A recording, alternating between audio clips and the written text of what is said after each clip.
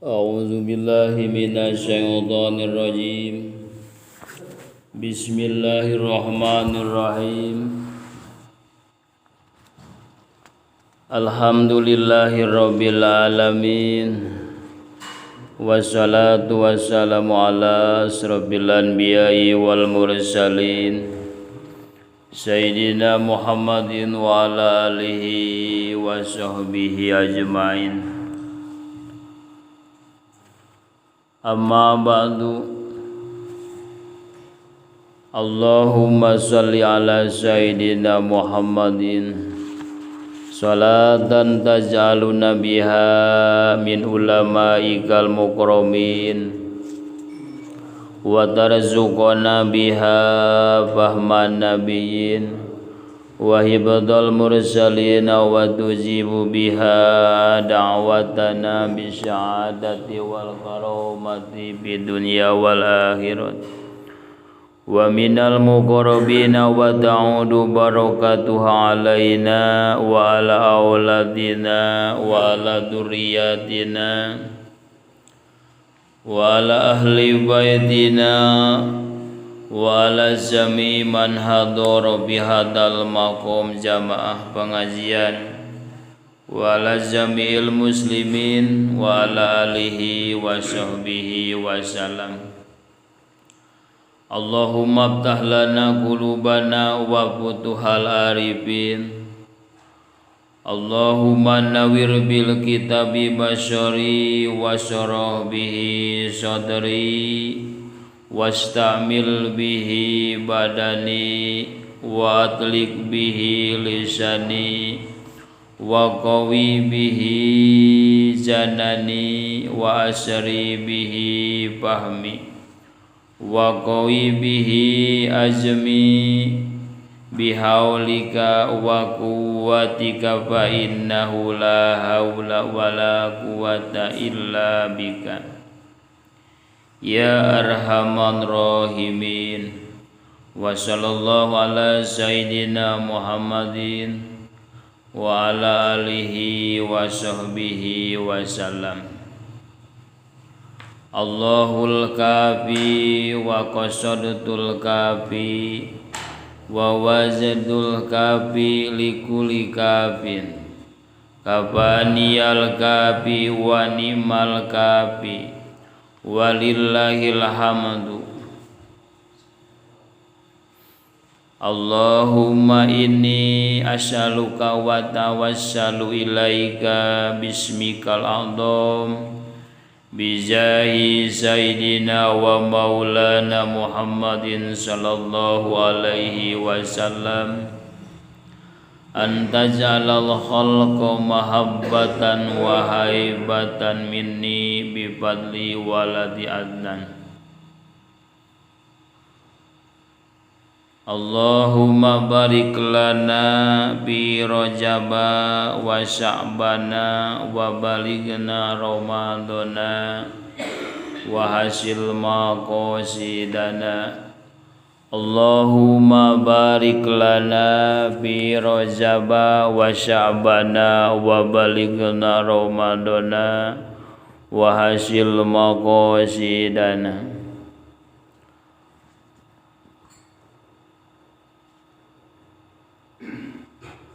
Ba'da salam qoblal kalam ba'da tahiyatul mubarakah. Langkung tipayun urang sami manjatkeun puja sinareng syukur kadat Allah anu Maha Ghafur anu mana mantena parantos nakdir kali ngari ngairodah ka urang sadaya tiasa ngalaksanakeun hak kewajiban urang nyaeta tolab ilmu anu mudah-mudahan dina riungan urang sadaya masih ngajantenkeun wasilah terutami lungsurna panghampura ti Allah Subhanahu wa taala. Amin ya Allah ya rabbal alamin. Kalih ti kitu urang sing dihasilkeun ilmu anu manfaat guna urang kanggo ngalaksanakeun ibadah urang ka Allah Subhanahu wa taala supaya ibadah urang ngeunaan kana syarat jeung rukunna kalayan aya dina makbulna Allah Subhanahu wa taala. Amin ya Allah ya rabbal alamin. Sajabiti gitu salawat sinareng salam mugia dilimpahkeun ka paduka alam ya ne habibana wa rasulina Kangjeng Rasulullah sallallahu alaihi wasallam anu pada tahilap ngawangku ka para pangagungna sumarambah ka para sahabatna umumna pisan ka sajumlah umatna wabil khusus ka urang sadaya jamaah pengajian jamaah rutinan mugia urang sadayana masing kabulatan ku syafaat mantena di dunia urang kenging kabarokahan mulih ka jati mulang ka asal maut ngarahna urang mugi-mugi maut kalayan nyucingan dina husnul khotimah jaga dia melezaja urang singkangkeun kumantena kalayan kalabatkeun kana golongan syahadah. Amin ya Allah ya rabbal alamin.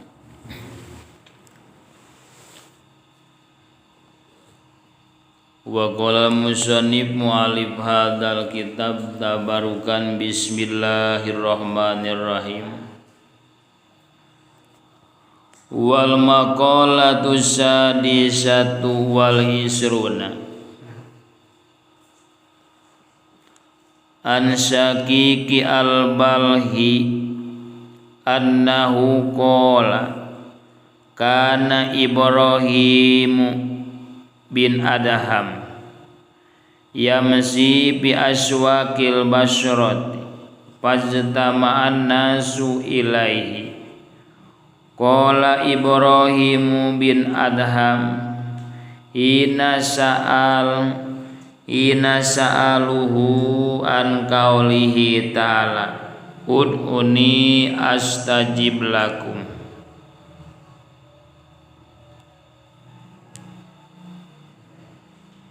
Dina maqalah anu nomor ka-20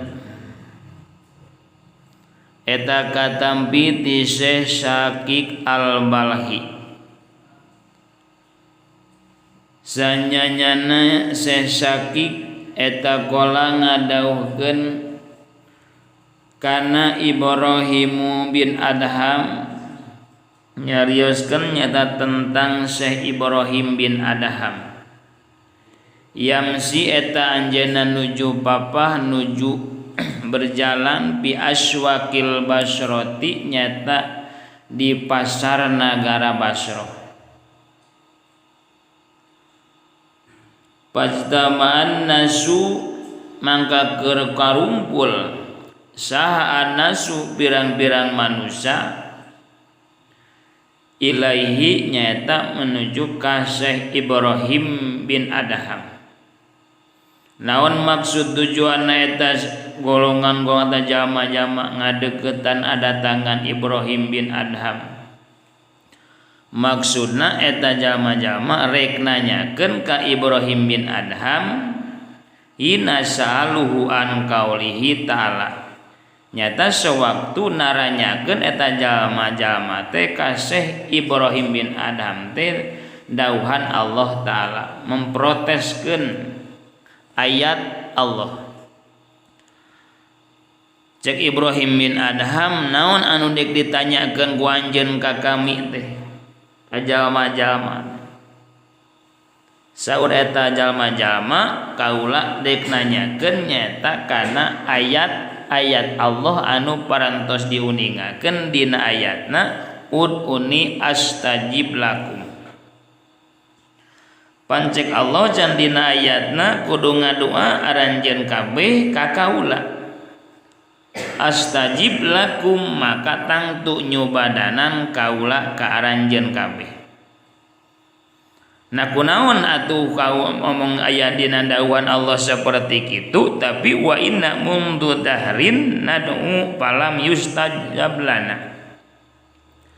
Sanyanyana kaula teh sadayana teh dina hiji waktu teh keur ngadua kaula sadayana teh. Tapi falam yustajab lana tapi henteu diijabah eta doa teh pikeun kaula sadaya. Aya naon dina konsep abdi sadaya teh? Naroskeun ka eta Syekh Ibrahim bin Adham.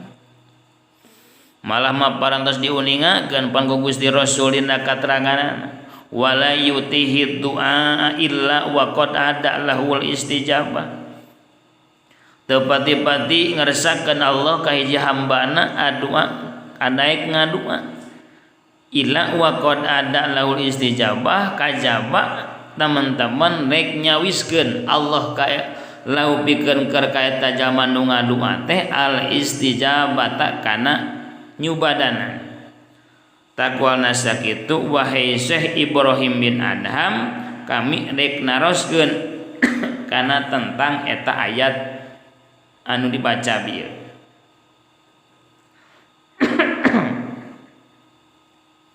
Kumaha jawabna eta Syekh Ibrahim bin Adham? Pakola mangka ngadauh Syekh Ibrahim bin Adham, ya ahlal Basrah li'annahu qad matat qulubukum min asrati asya'a fakaifa yustajabu du'aukum. Saur Ibrahim bin Adham, wahai ahli Basrah, karena sanyanyana kalakuan matat qulubukum min asrati asya'a eta teman-teman geus paeh naon qulubukum pirang-pirang hate aranjeun kabeh min asrati asya'a tina 10 pirang-pirang perkara di mana-mana geus parae hatena pakai payustajabu doa hukum erek kumaha rek diijabahna doa maraneh kabeh sabab hate maraneh kayaan keur parae. Pan kami teh hirup keneh muhun jasadna maneh mah hirup keneh ngan hate maneh kayaan keur parae. Matak ayat dina ayat gandingan angtal maut qoblal maut artina kudu bisa paeh sajero kudu bisa paeh samemeh paeh hartina namanya eta kudu bisa paeh sajeroning hirup gitu. Naon atuh pangnaan kaula ngajadikeun hese diijabahna ieu doa teh? Pan dina ayat Al-Qur'an mah pasti pan di mana-mana maneh menta ka kami cek Allah maka kami rek nyubadana. Dikuatan ku Gusti Rasul oge seuk di mana aya hamba Allah ngadua pasti harita keneh ge diijabah. Sedangkan kami sadaya ieu masih keneh teu diijabah cek eta ahli Basrah. Jawabanna nyaeta Ibrahim bin Adham pangna doa hese diijabah teh awaluha annakum arabtumullah annahu khaliqukum wa razikukum walam tu'addu haqqahu.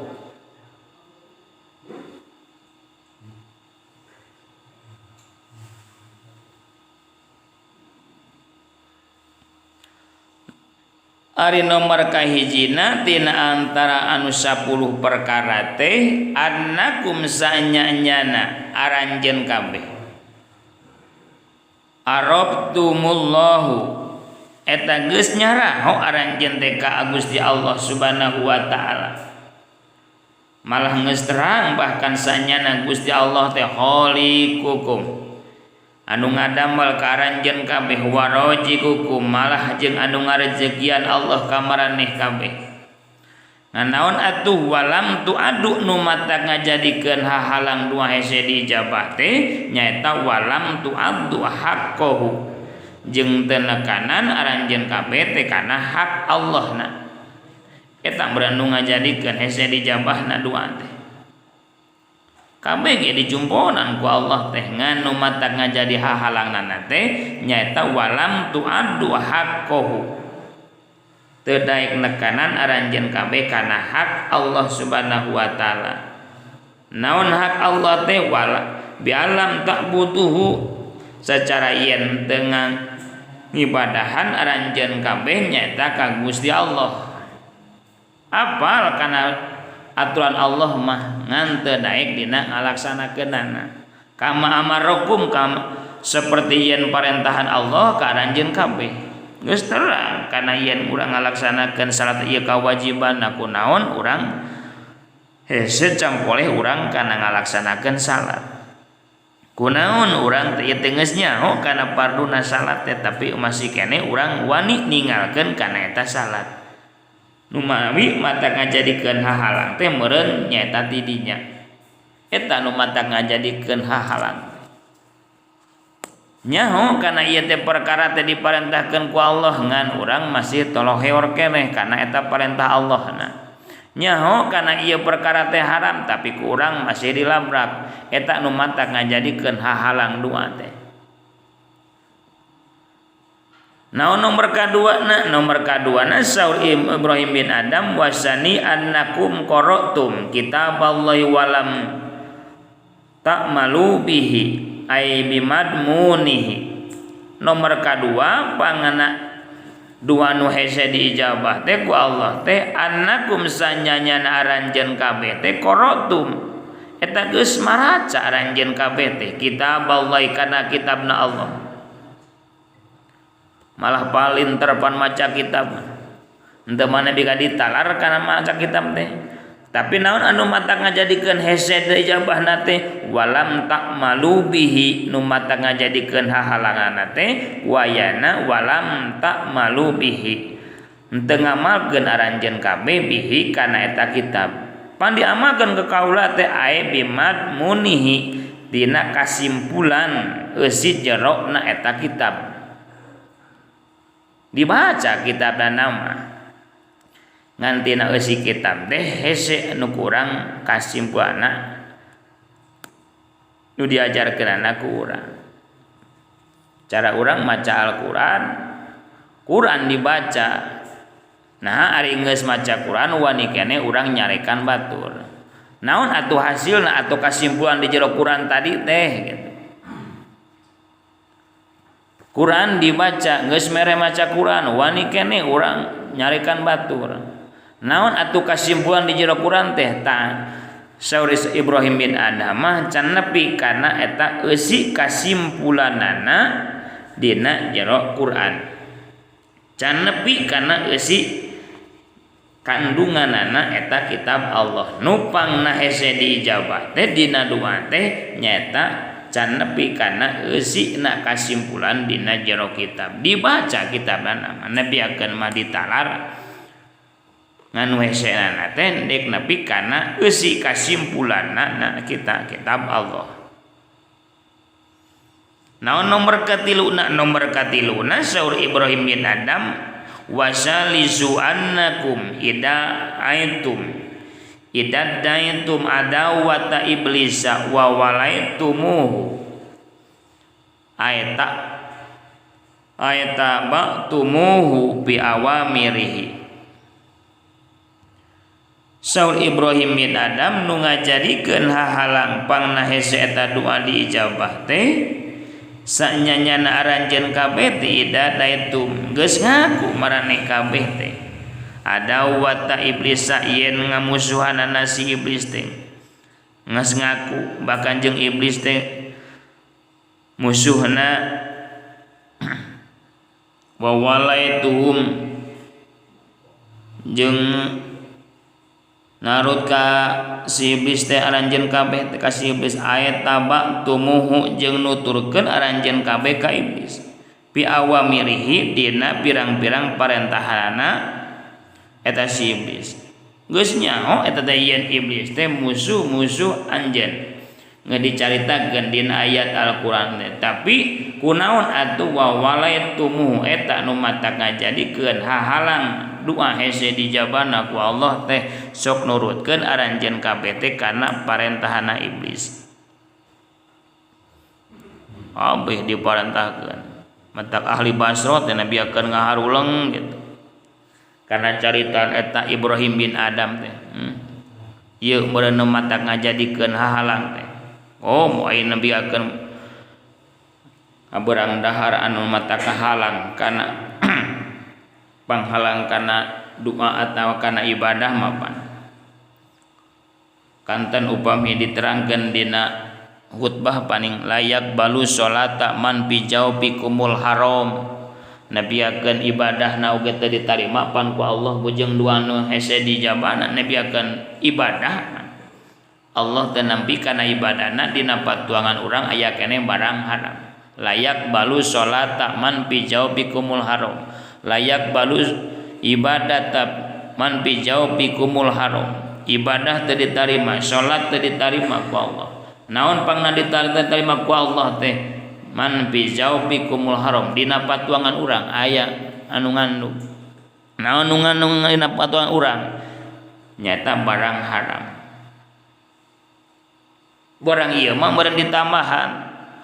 Kunaon ditambahanana? Wa walaitumuhu, hartina maraneh teh kunaon sok betahan, tegasna sok nurutkeun kana parentahana iblis. Ayat taba tumuhu bi awamirihi, tegasna sok nuturkeun aranjeun kabeh teh dina pirang-pirang parentahana iblis. Pak urang geus ngancik teh apa dina bulan awak urang. Cek bahasa sepuh masa geus sakuut sadaging cenah bulan. Padahal meureun geus di jero ayana nyaeta anu opat teh nafsu amarah awamah lawamah gitu. Da ieu nafsu nu hijina mutmainnah pan mawana meureun kana ibadah. Ngan eta nu tilu buat bisa ngelehkeun anu hiji. Nah awak urang keneh kitu teh. Jadi tergantung urang-urangna keneh. Wahai Syekh naon nomor kaopatna cek eta ahli Basra saur Syekh Ibrahim bin Adam nomor kaopatna warabi annakum ida aitum hubbar rasuli wa taraktum asyarahu ay amalahu wa sunatahu ay tariqatahu falam taqtadu bihi. Nomor kaopatna pangna dua hese dijabahna ku Allah teh erek kumaha dijabahna dua ku Allah teh nyaeta idza annakum sanyana aranjeun kabeh teh wahai ahli Basra nu pada khususna umumna beun ka urang sarerea ida atum eta geus ngaku aranjeun kabeh teh hubar rasuli malah dicarita-carita cinta ka Rasulullah deudeuh ka Rasulullah omong dicaritakeun deudeuh ka Rasulullah kunaon atuh wa taraktum asyarahu ay amalahu wa sunatahu nu ngajadikeun dua pangna hese dijabah dua ku Allah teh omong ngaku deudeuh ka Kangjeng Rasul tapi wa taraktum asyarahu jeung sok ninggalkeun aranjeun kabeh asyarahu kana tapak lacakna Rasulullah sallallahu alaihi wasallam ay amalahu tegasna kana padamelan Rasul wa sunatahu jeung kana sunatna Rasulullah ay tariqatahu tegasna kana tarekatna Rasul palam taqtadu bihi pangna nu ngajadikeun halang dua urang hese dijabah ku Allah teh nyaeta palam taqtadu bihi wayana urang teh teu nurut kana parentahna anjeunna artina teu nurutkeun urang teh kana parentah teh Rasulullah eta urang teh nu matak jadi lain urang napiakeun guru ajleng-ajlengan Nabi kekeleuweuhan urang menceritakan urang bela Rasul anes urang nu pada hakikiana mah urang nurutkeun urang kana parentahanana atawa asyarahu tapak lacak anjeunna ay amalahu tegasna padamelan anjeunna nu pernah didamelkeun nu pernah dipidamel ku anjeunna mata Kangjeng mah teu pantun nyaritakeun perkara sedekah lamun anjeunna teu pernah ngalaksanakeun sedekah. Barakallah. Tarawani nyaritakeun kana perkara lamun ku anjeunna can digarap. Nyaritakeun dina bab sedekah teu wantun anjeunna nyaritakeun bab sedekah saumpamana anjeun can ngalaksanakeun sedekah anjeunna heula ngalaksanakeun matak di antawisna aya sapalih hadis nyaritakeun bahkan utama ku tingkah daripada ku ucapan. Mata Kangjeng Rasul mah nyaeta ucap tingkahna heula sateu ajanan diucapkeun. Ari urang mah kadang-kadang ngaberebet bahasa teh, ai kadang tingkah pajauh jeung bahasa. Ai Kangjeng mah tingkahna heula nyarita paneuri. Kadang-kadang panteu kudu ketemu si nyarita da batur nuturkeun. Da kusabab ahwaliyah Kangjeng Rasul seperti kitu. Sahabat ge nuturkeun. Da ngarasa tajrih ngarasa era bahkan pimpinan Kangjeng Rasul bahkan laku lampahna seperti kitu. Ayo urang mapan merebet bahasa teh Bang. Kadang-kadang neka bebeakan. Ngomong dibaca malah madina berjanji ge Pak. Lamun cek bahasa kolot mah. Hawara biwir.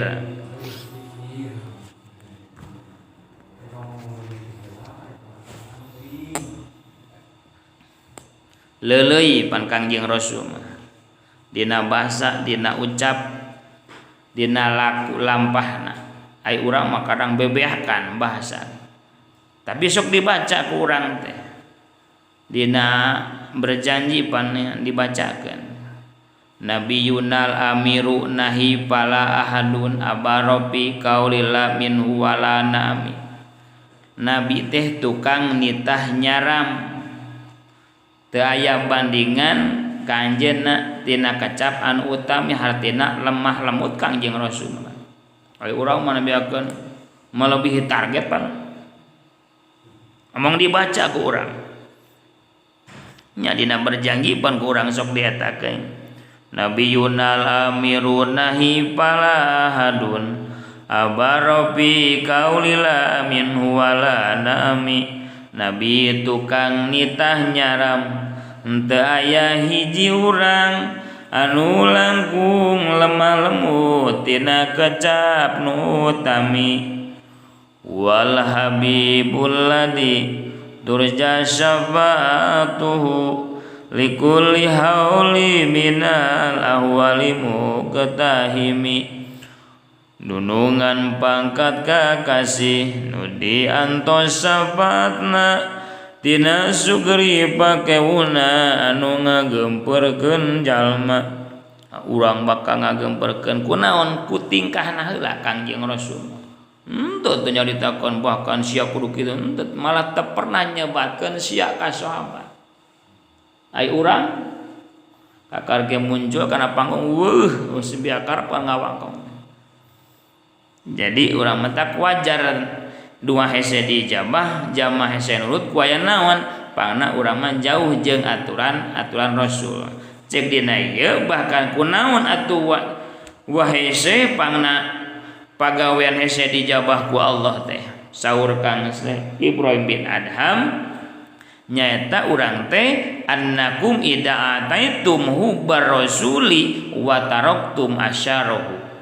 Ngaku anjeun teh resep ka Rasulullah, resep ka para utusan Allah, tapi wa taraktum asyarahu ninggalkeun kana tapak lacakna anjeunna, hartina kana pagawean anjeunna. Tingali atuh wasan wasunatahu ay tariqatuhu, tingalikeun pasunatana.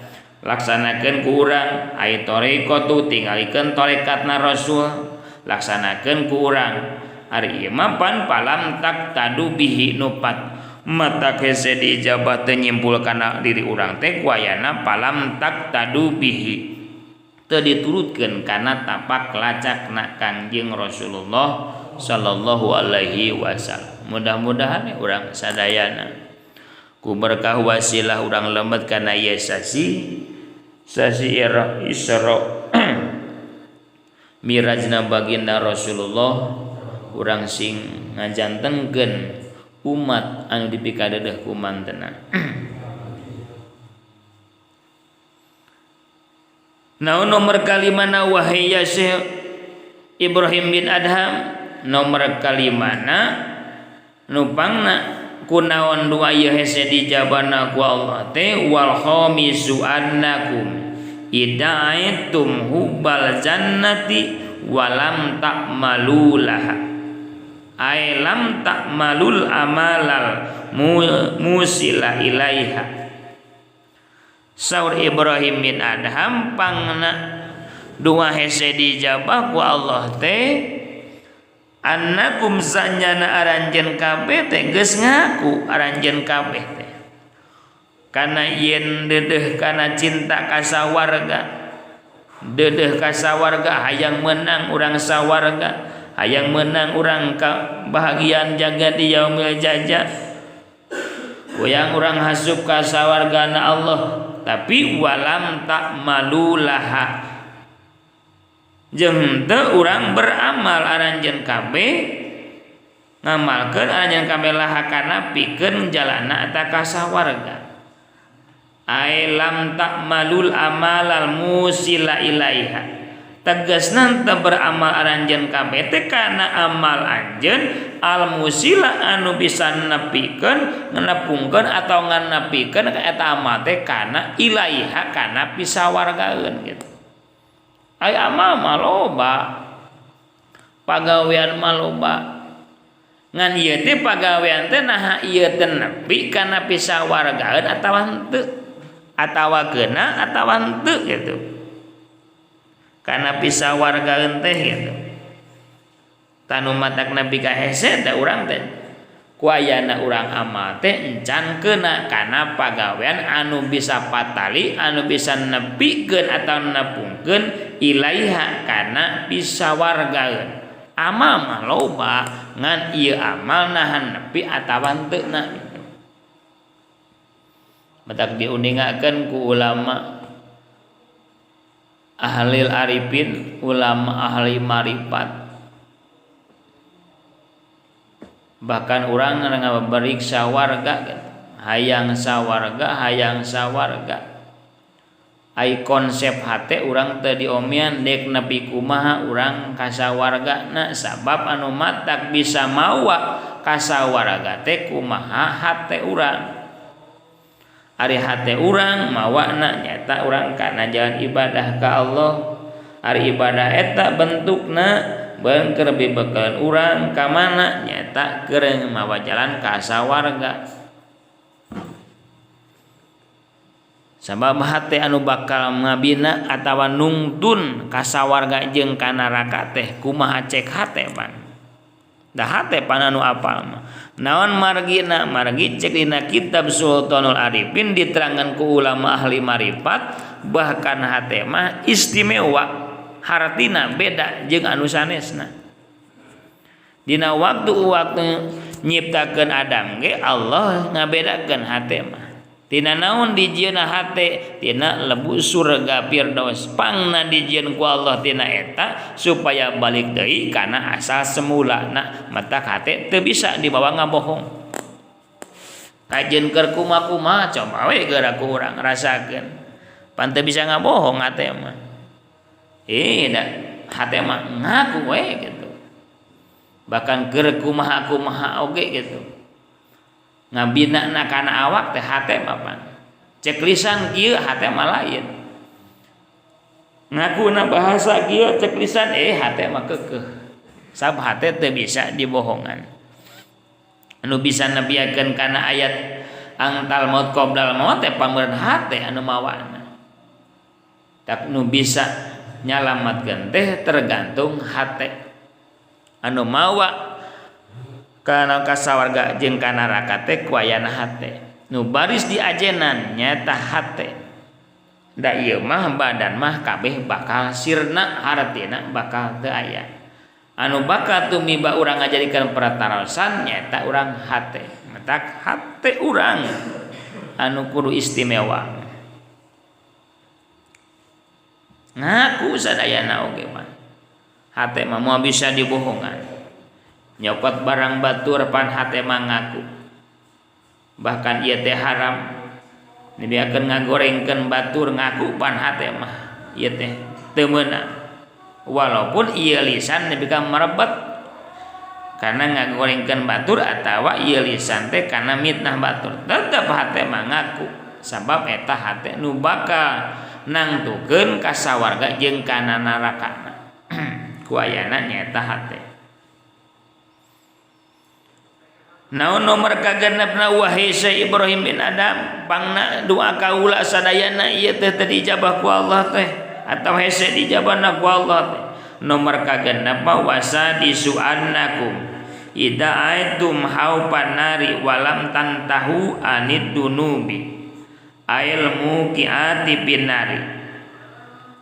Nomor kagenepna saur Ibrahim bin Adam pangna ieu dua teh diijahese dijabana ku Allah teh annakum sanyanyana aranjeun kabeh ida aitum geus ngaku aranjeun kabeh teh haupan nari kana sieun kana neraka teh sieun ku nerakana Allah bahkan dicaritakeun nabi ingis pan nerakana Allah teh bujeng-bujeng nyaritakeun neraka anu bakal engke ka sorong di yaumil akhir nepi ka dunya ge nu sakitu panasna pan sieun urang eta ku sieun neraka.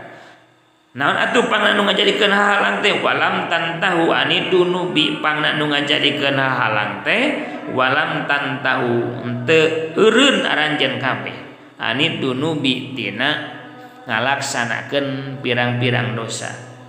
Henteu eureun urang ngeureunna teu bisa eureun urang tina naon anidunubi tina pirang-pirang dosa. Ail muqiati pinari tegasna pirang-pirang anu matak nganjungkeun urang teh nabi nibakeun nabi ngajlungkeun urang teh pinari dina neraka Allah. Eta urang teh teu eureunna urang teh walam tantahu henteu eureun dina urang ngalaksanakeun dosa urang ka Allah anu tumiba hartina anu metak nganclungkeun karanjeun kabeh pinari kana neraka. Eta nu matak ngajadikeun hahalang teh pikir ku urang dibulak dibalik ngadua urang terus nyieun dosa urang terus ngadua urang terus urang ngan urang maksiat terus menta urang terus ka Allah ngan pagawean urang nu haram terus dilaksanakeun menta terus urang ka Allah ngan pagawean anu celak urang dilaksanakeun jadi di dinya beureun matak teh. An aya urang mah sok aya bahasa kieu pan eukeun mah cenah urang daripada tempat anu hasan anu alus henteu atau tempat-tempat samel cenah urang mah pan aya bahasa kitu urang heueuh nya urang jadi ulah-ulah namakeun dijieun dalil eta teh urang teh ulah urang teh eukeun mah cenah urang berbesana urang teu bacara para ulama teu bisa teu tempat-tempat samel cenah ulah di naon teh ulah dioncar eta teh bahasa teh ngan tetep ieu teh ngaku bahkan hate teh ieu teh da hate mengaku urang teh kana ieu teh nyen salah ngan urang dek nekankeun urang hayang ulah urang teh kana hayang eureun urang teh tina pirang-pirang dosa teh da ieu teh rek mawa kana kamadaratan nebiakeun bakal moekeun kana hate barang hate nu mawacaan ka Allah ku urang dipoekan urang ieu mata anu ngajadikeun hahalang. Masuk kegenaheun palingan bahasa teh kan. Wahai Syekh nomor katujuna tina antara golongan anu 10 tina perkara anu 10 teh dijawab deui ku Syekh Ibrahim bin Adham wasabiu annakum ida'aitum ail i'taqaddum annal mauta haqqun ay waqi'un la budda minhu walam tasta'iddu lahu ay lam ta'tahabbu bi ityanil amali sholih li ajlihi.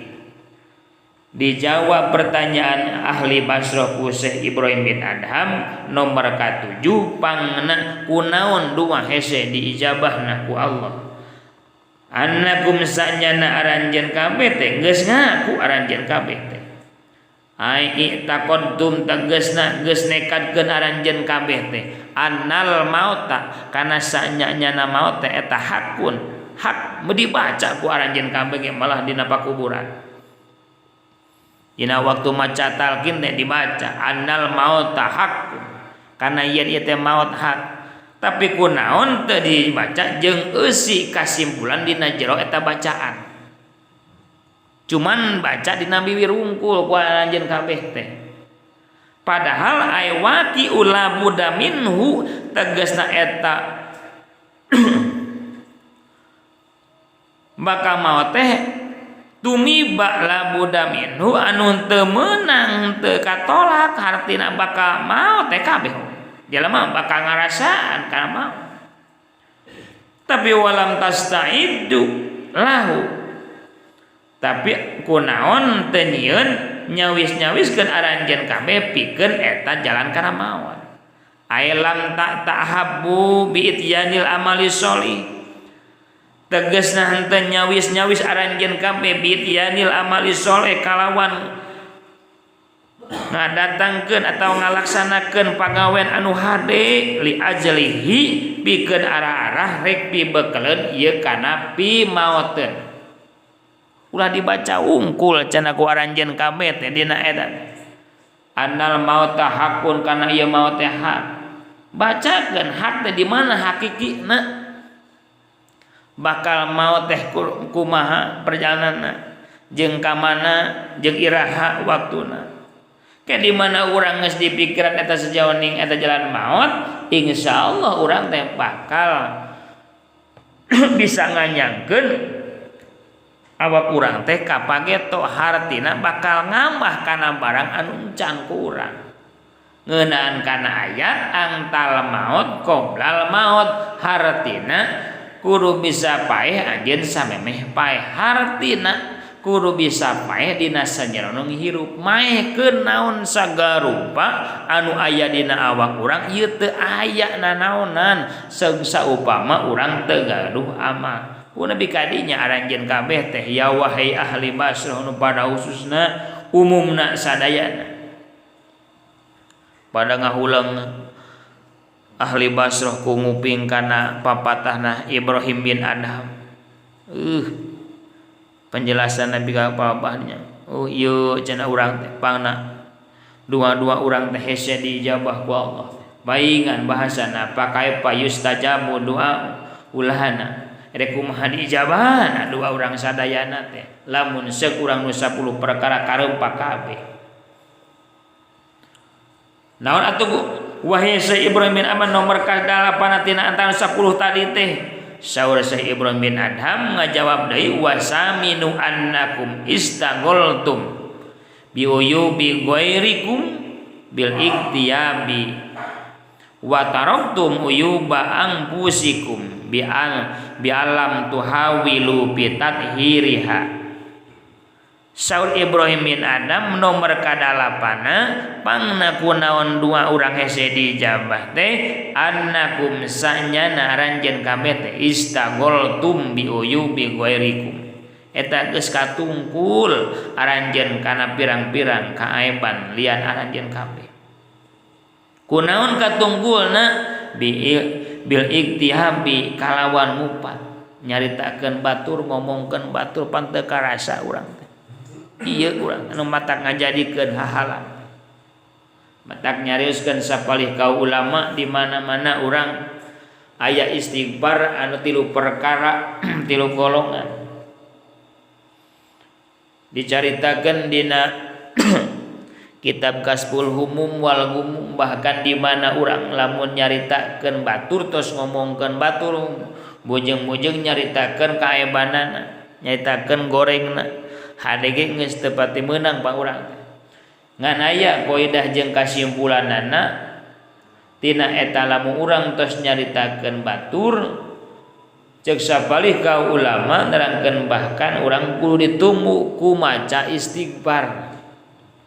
Ngan di mana urang numbuna eta tos nyaritakeun batur ulah wa kaingkah tina urang tos diuk eta tungkul urang ka bumi ingatkeun heula urang raganing diri urang tungkul ka bumi ingatkeun kana waktu nu dicaritakeun nu dibaca ku urang prak urang baca istighfarna Allahumma gfir walahu Allahumma gfir walahu Allahumma hai Allah igbir moga ngahampura Allah wa ka abdi walahu jeung anu dicaritakeun ku abdi. Dan diomongkeun nage ku abdi teh leuwih ti saurang leuwih tiluan opatan ka ditu tinggal ngajamakeun ku urang. Allahumma gfir walahum. Allahumma ya Allah moga ngahampura Allah ka diri abdi walahum jeung kanu diomongkeun tadi ku abdi. Nu diaromongkeun ku abdi teh loba jelema. Insyaallah siapa ka ulama nerangkeun bahkan Allah ngalungsurkeun panghampura keur jalma anu maca istighfar jeung anu ngomongkeun bakal dihampura jeung nu diomongkeunana gitu. Ai urang mah kadang-kadang boro-boro komo bari amak mah ka jelemaana. Boro-boro yang maca istighfar palit teuing. Jadi urang mah udah geus kalangan ku naon ku ngewa teh ngomongkeun batur teh.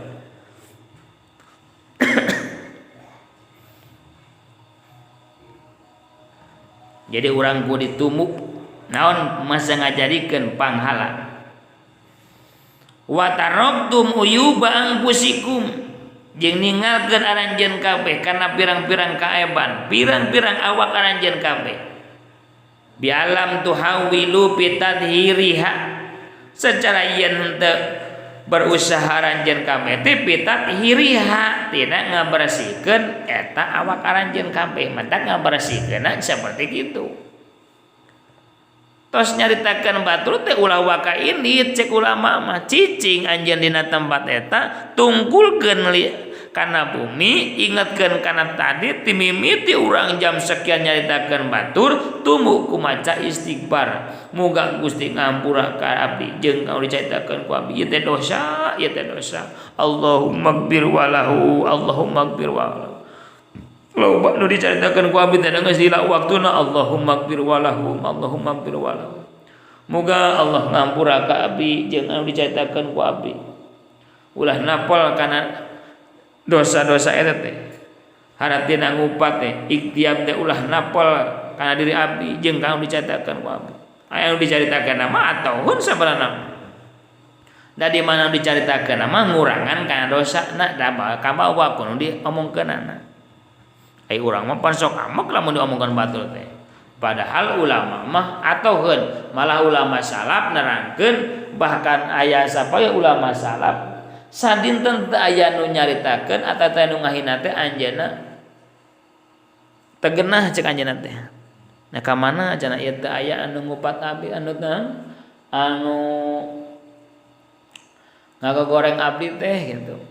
Mentak nyarioskeun Syekh Kandias bahkan setiap waktu atau setiap hari teh anjeunna mah lain nangtang kana cocobati Allah maksudna anjeunna supaya loba eling matak dina kalimana ngajadikeun doa anjeun dina doa ayat kursi pan hatta astariha minal laumi cenah bahasana pan merasakeun nikmat hatta astariha kudu merasa nikmat minalaumi tina panyacan batur dicacat geus nikmat komo lamun eueuh kalinya ai urang mah lain lamun anu ngomongkeun keun siah pan lah komo nyaritana diakeun eta mah ayo da urang pan bahasana kitu majar teh uyah dibayar uyah kitu urang pan bahasana. Padahal ini lain gitu batur bayar uyah ku urang mun uyahna 1 kilo bayarna tuh 10 kilo. Lain uyah bayar urang dina urang masih anak-anak urang teh. Sapali ulama salaf aya nu ngalaksanakeun seperti kitu. Nebiakeun malaikat teh kagetkeun ku langkah seperti kitu. Saha Syekh Kandias. Batak dibasakeun ku anjeunna dijeun doa ku urang. Dina doa eta mah dina doa ayat kursi hatta astariha minal laumi merasa nikmat anjeunna minal laumi tina panyacat batur.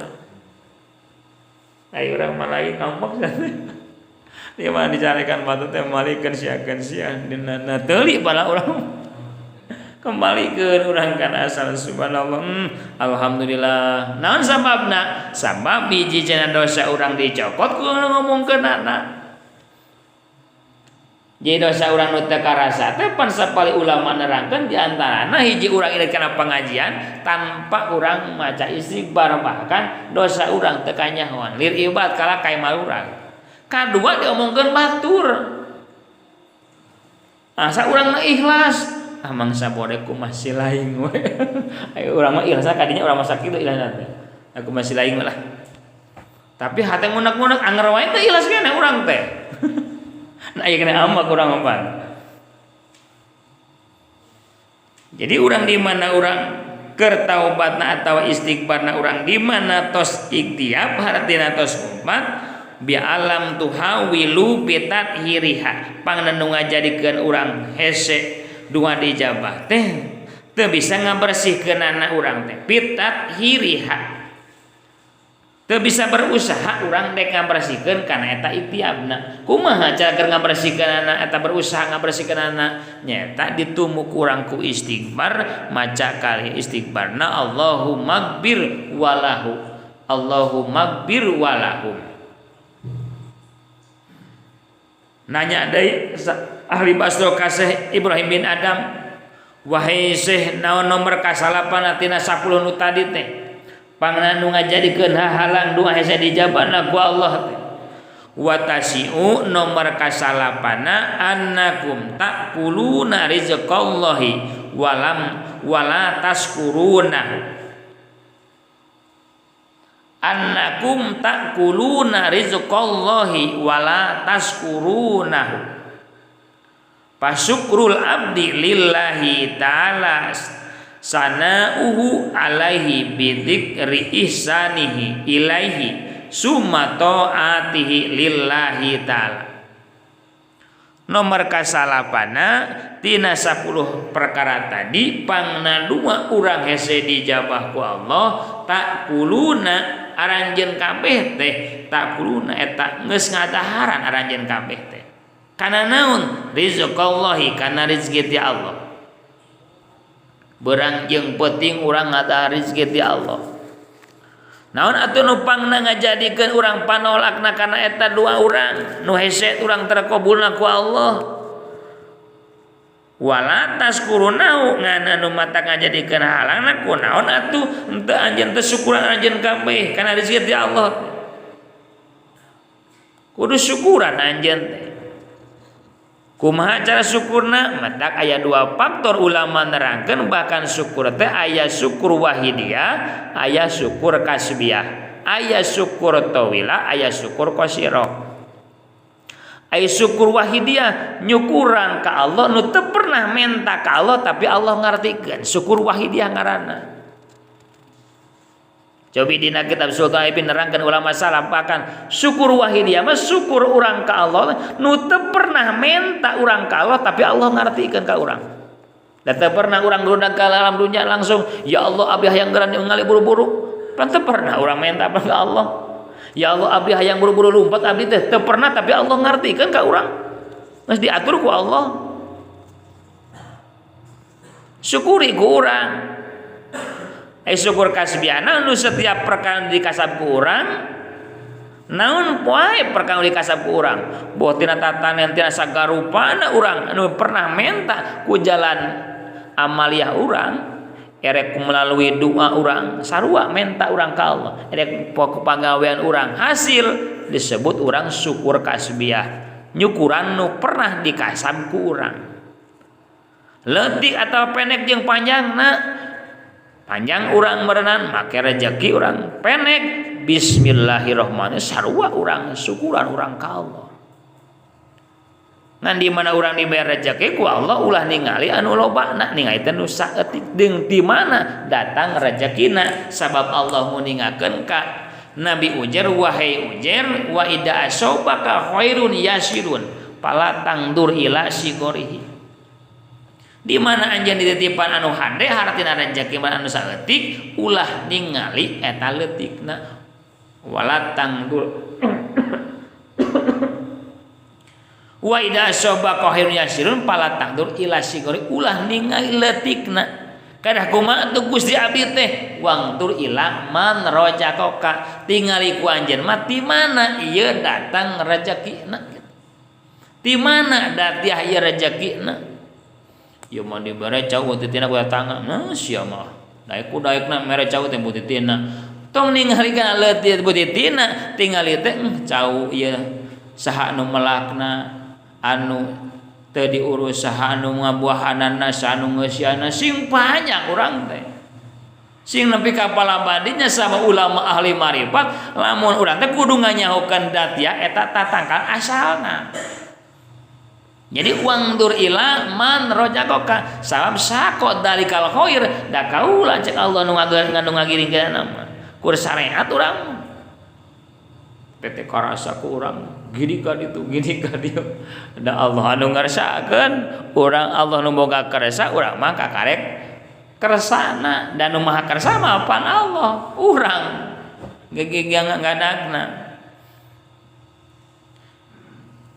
pancan Nabi mah anger we da Allah panunang tuh sako dalikal khair kami anu ngagiringkeun nama anu nepungkeunna mah kana eta teh kana kaistimewaan rezeki teh walaupun diberi ku urang kitu ge can nepi waktu anu ngabogaan hartina lamun jek dina kita muka sapa mah bakah urang kudu nganyaokeun pat kudu ngabogaan pati kudu nganyaokeun di mangsa teh berat seperti kitu supaya naon supaya orang bisa katewak maksud jeung tujuan dunia nepi ka akhirat teh ku ayana urang ngitung-ngitung kana waktu di dinya urang teh urang mapan kadang-kadang di bae urus sabatang wah sia mah mere urus sabatang bae anya ngali lapang jeung aing tarimakeun anu aya ku urang teh subhanallah jazakallahu khairan katsira bismillahirrahmanirrahim keun mah aya teh nya mere udud oge ngantong ningali ududna tingalikeun teh datia di mana da moal aya udud lamun ti dibeuli di mana duitna ngajual cau ngajual naon jadi sing nepi ulah ningali kana eta rokokna tapi tingali teh di mana asal usulna di mana lamun urang nepi kana ningali kana asal usulna urang bakal ti nepi bakal nepi urang kana hakullah hartina nganyaokeun hak Allah urang di mana urang nganyaokeun hak Allah berarti urang ngarasa deukeut babarengan jeung Allah jeung Rasulna di mana urang geus ngarasa babarengan atuh teu pisah teh di mana teu pisah pan loba kasieun apa urang teh di mana geus loba kasieun pan urang getol ngalaksanakeun ibadah jeung sajabana ge da urang ku ayana loba kasieun pangna urang nadiakeun urang wae ningalkeun ge meureun kana ibadah teh eueuh kasieun pangna eueuh kasieun da urang rasa renggang manja Allah aing geus sacengah atuh asa kaya bisi kupul urang cilaka we ka dituna pangna nu ngajadikeun hahalang teh nyaeta wala taskurunahu kunaon atuh aranjeun kabeh teu daek nyukuran kana rezeki anu pareng anu dipasikeun ku Allah malah pan Kangjeng Rasul mah parantos nguningakeun dina hadisna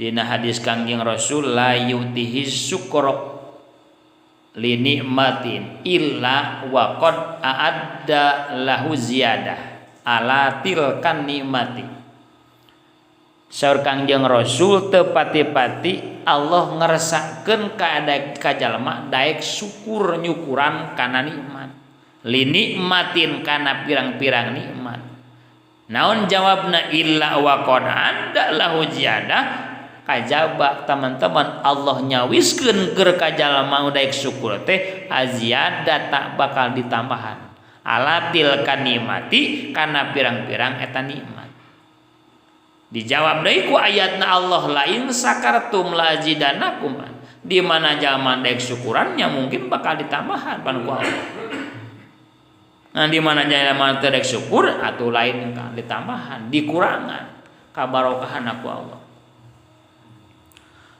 Fasyukrul abdi lillahi ta'ala sanauhu alaihi bidzikri ihsanihi ilaihi summa ta'atihi lillahi ta'ala maka ari syukuran nasi abdi teh ka Allah ta'ala teh nyaeta ngalem saolah ngahaturkeun nuhun urang dibere rezeki alhamdulillah begitu dituang urang bismillah tos beres alhamdulillah urang teh leuleuy hate teh ngalem urang teh sanauhu alaihi ngalemna urang teh kasaha ka Allah kunaon bidzikri isanihi kalawan nutur mapain kana kasayan ti Allah itu kusaha syariat nanti si abdi ilahi ti si abdi hakikat nama ti Allah ngan syariat meureun urang pamere teh ti manusia deui.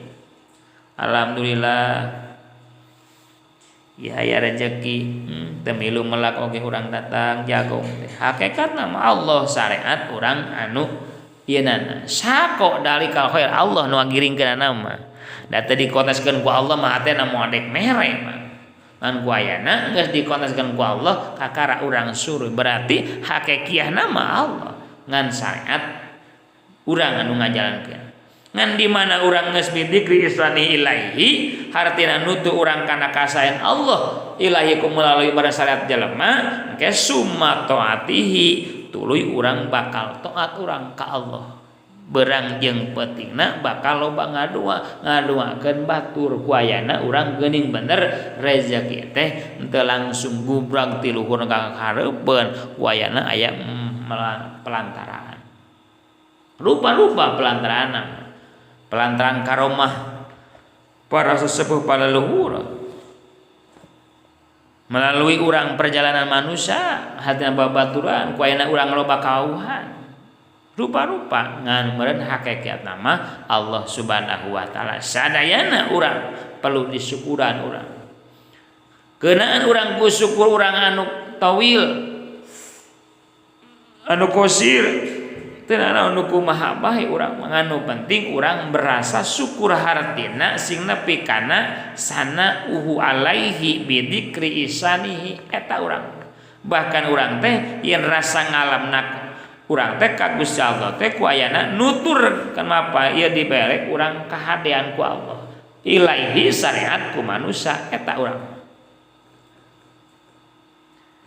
naroskeun deui ahli basroh ka Ibrahim bin Adam wahai Syekh naon tina anu 10 perkara tadi anu nomor ka 10 dijawab deui ku Syekh wal asiru annakum tadbinuna mautakum marrotan ba'da marrotin wala ta'tabiru ailat tataiduna bihim wala tatadakkaruna fa in kuntum tadakkarun. Dijawab pertanyaan ahli Basra ku Syekh Ibrahim bin Adham nomor ka 10 pangna 2 urang hese diijabahna ku Allah teh sanyana aranjeun kabeh teh tadpinuna eta sok ngubur aranjeun kabeh teh kasaha mautakum ka pirang-pirang mayit marotan bada marotin dina hiji balikan dina sabada balikan sajen ganti-ganti teh sakali wae pan ngubur jalema teh ngubur jalema teh sakali pan terus-terusan naon atuh panganu ngajadikeun eta wala tatabiruna jeung henteu ngalapepeling anjeun teh bahkan begitu ngubur batur teh kunaon anjeun mah karah seuri karah ngawangkong eta sok inget ka urang eta urang ngabring urang ka kuburan teh ngalikeun kuburan anggar nu gawe mati luan di kuburan teh nu saurang mah nu ngadu bako anu ngawangkong rupa-rupa we hampir jarang urang teh lain jarang nya jarang gara sok karasa ku urang pas begitu eta keur ngali kubur jarang urang mikirkeun geuning subhanallah urang yang bakal gitu urang jarangnya urang ya Allah hek nabi akan cerik urang teh ya mau karah nyaritakeun mana-mana eta mana salimina wah kade kana da urang mah ilaharana teh kana lain diberikeun kana eta pangna ngajadikeun alang teh saur sa Ibrahim bin Adam teh kunaon atuh tadbinuna mautakum maneh teh masuk mindeng nguburkeun mayit marotan bada marotin malah lain sabalikan bulak balik maneh ganti-ganti ngomong pas ngapoe nu maotna tapi kunaon aranjeun kabeh teh wala taktabiruna teu daek ngajadikeun pepeling bahkan nguburkeun batur teh bahkan urang teh ngajadikeun pangeling-eling kana diri urang urangnya bakal kitu urangnya bakal maut ari ieu mah maneh mah karah gunem catur di kuburan teh tanu matak ngajadikeun hahalang kana ijabah doa ti Allah teh kuayana seperti kitu eta bisa moekeun kana hate aranjeun saur Syekh Ibrahim bin Adam teh. Tapi eta bakarasa ku urang eta mah. Komo pas giliran di tas nyolatkeun. Resep di kuburan. Pas di kuburan cicingna dengan laguan pembagian aya bagian mana buru-buru sing kolosona. Can dibagi mah ya caricing we urang mah. Dengan laguan teh kan eueuh peuji teh urang. Lain ngajadikeun pengeling-eling urang mah. Ta eta beureum urang mah nu ngajadikeun ieu teh. Aila tataiduna bihim. Tegesan teu ngalapi tutur aranjeun kabeh. Bihim kalawan ku nguburkeun mayit teh. Padahal ku anjeun di mana nguburkeun mayit teh sing ngajadikeun pitutur ku anjeun kabeh. Ke di mana ngajadikeun pitutur ku regreg ku risina eta hate urang ngajadikeun ijabah doa ti Allah Subhanahu wa taala. Saur Ibrahim bin Adam. Malah mah wala tatadakaruna jeung henteu ngalap ngajadikeun peringatan keur aranjeun kabeh teh we hare-hare we maraneh kabeh mah wahai ahli Basra Syekh Ibrahim bin Adam nyaritakeun. Padahal ahli Basra unggul karasa ku urang ayeuna. Ngabring nama ka kuburan teh urang. Nu nyekel HP nu moto teh rupa-rupa urang make ngajal make di Facebookan. Wah, subhanallah lain ngajadikeun pepeling keur urang. Ngajadikeun peringatan. Wala tatadakkaruna lain ngajadikeun peringatan keur urang. Karah ngajadikeun seserian ngajadikeun gunem catur urang. Ta eta nu matak ngajadikeun hahalang pangna doa urang hese dijabah ku Allah teh tidinya fa in kuntum tatadakkaruna maka lamun bukti aranjeun kabeh tadadakaruna sing ngajadikeun peringatan pepeling panutur ke urang supaya naon ke bakal kapanggih ku urang rasana subhanallah tabarakallah bahkan urang teh bakal seperti kieu bari nyorangan di kubur bari caritakeun cek dina kitab Daqaiq dengan bahkan begitu ngadiasupkeun kana kubur batur balik malaikat datang ka urang-urang dihudangkeun dina puguhan urang maot mangan sakedeung da bahasana ge urang icip hartena ngasaan bakal tanya pikiran ku urang teh tah di mana pikiran kitu cek Ibrahim bin Adam nimbulkeun kana bahkan ijabah pangobul doa ti Allah teh bakal lungsur ka urang.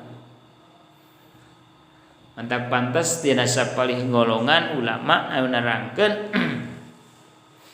bahkan di mana urang erek pangeling-eling kanu kamaotan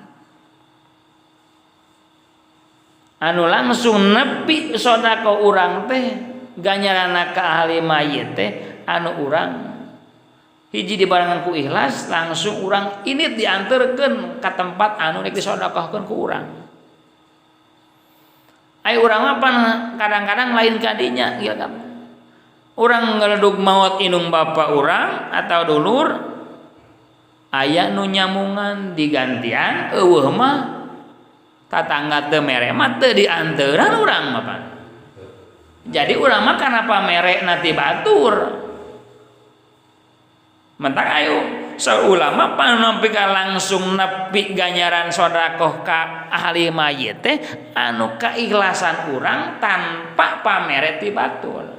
Digidi urang ieu masihan sedekah pun bapak. Eta anu mah itu bungahna luar biasa. Ai urang mah nu anu nyamungan di pulang nu teu nyamungan mah teu dibere. Jadi eta mah tuker eta mah lain ngajadikeun sedekah atuh eta mah hakikina eta mah tuker dan nu matak nepi mah ku ayana urang nu dianterkeun matak sok diemut lamun hakiki nepiakeun kana cariosan ulama salaf nerangkeun bahkan dina kitab Fawaidul Maqiyah subhanallah eta ditalaah ya Allah ya Rasulullah. Bahkan orang lamun orang erek mepeling ka orang ka mayit teu meunang urang pun tak penta bahasa cek dina eta mah nasabna bisik karena tuh karena tah jadi teu aya kana Allah. Ai urang mah kesempatan pangapunten ieu bilih bade ngiring sedekah pun bawa bade hal. Urang hampir seperti kitu. Hampir urang. Jadi mana atuh hakikina urang? Panu di Arab teh cik Abdullah bin Mas'ud nerangkeun di Arab ku ahli mayit teh nyata amaliyah anak urang anu dibarengan ku kaikhlasan. Mentaan urang mah ka batur, ai urang mah teu sodako. Atuh pernah atuh batur atuh. Tak jadi urang teh kudu kanu ikhlasna. Bisi naon menurutkeun Ibrahim bin Adam nu mata ngajadikeun halang doa diijabah ku Allah, nabiakeun ibadah anu hese kurang rupek teh nyata wayang dasarna seperti itu. Di mana urang aya kamaotan teh lain nganjadikeun gunem catur urang nabiakeun diputa dipoto tun ku namanya nyata urang teh sing nepi kana paing kuntum tatadakkarun sing nepi ngajadikeun peringatan ke urang. Ai urang mah lain ngajadikeun teh wala tatadakkaruna teu ngajadikeun peringatan bahkan urang terek maot. Wala tatabiruna urang jeung ngajadikeun urang pepeling urang kuduna nama watak tabiruna sing ngajadikeun pepeling di mana urang keur nguburkeun batur di mana geus jadi pepeling atuh paing kuntum tatadakkaruna mungkin ngajadikeun kana peringatan di mana geus ngajadikeun peringatan urang patargobuna bima fi ahlil khair wa tarhabuna bima fi ahli sair. Insyaallah urang dasarna urang ku aya naon ngajadikeun pepeling subhanallah tabarakallah nepi urang teh kana dasarna eta bakal urang nangtukeun urang teh kana naon kana dasarna kabagyan urang tetep urang kana jadi ahli surga kapangih ku urang mun kieu menjadikeun ahli neraka. Tina naon teh tina dasar kumaha perilaku urang sadahar tina kumaha tekad ucap laku lampah urang sadahar. Tak kitu para wargi para sepuh jamaah sadayana mudah-mudahan masih ngajadikeun urang peringatan pengeling-eling hartina urang dijabah doa urang ka Allah Subhanahu wa taala turut ngajadikeun amal urang dijabah diterima ku Allah kalayan urang singkap pernah kabagjaan jaga di yaumil jaza amin ya Allah ya rabbal alamin barakallahu lakum wa ahlikum al-fatihah a'udzubillahi minasyaitonir rajim bismillahirrahmanirrahim alhamdulillahirabbil alamin arrahmanir rahim maliki yaumiddin iyyaka na'budu wa iyyaka nasta'in ihdinas siratal mustaqim Shiratal ladzina an'amta 'alaihim ghairil maghdubi 'alaihim waladdallin. Assalamualaikum warahmatullahi wabarakatuh.